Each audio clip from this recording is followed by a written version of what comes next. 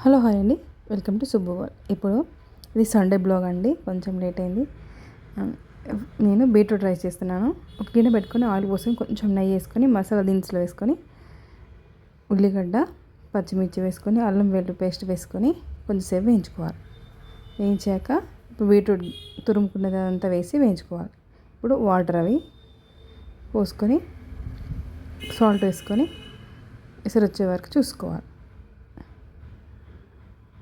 ఇప్పుడు మూత పెట్టేసుకోవాలి. ఇప్పుడు ఎసరు వచ్చేసింది. ఇప్పుడు రైస్ వేసుకుందాం. ఇప్పుడు కలుపుకొని మూత పెట్టేసుకొని అంతే. ఇప్పుడు చికెన్ రెసిపీ లాగా ఉంది కదా అని రెసిపీ చూపించలేదు. కొత్తిమీర వేసుకొని అంతే, రెడీ అయింది. ఇది టమాటా చారు.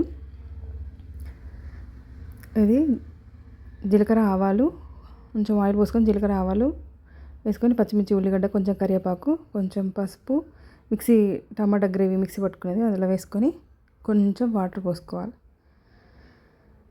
వేసుకొని సాల్ట్ జీలకర్ర మెంతుల పొడి వేసుకోవాలి. ఇప్పుడు మసలేటప్పుడు కొంచెం ఎల్లిపాయ పేస్ట్ వేసుకోవాలి. అంతే అండి. ఇప్పుడు మేము ఫంక్షన్కి వెళ్తాను.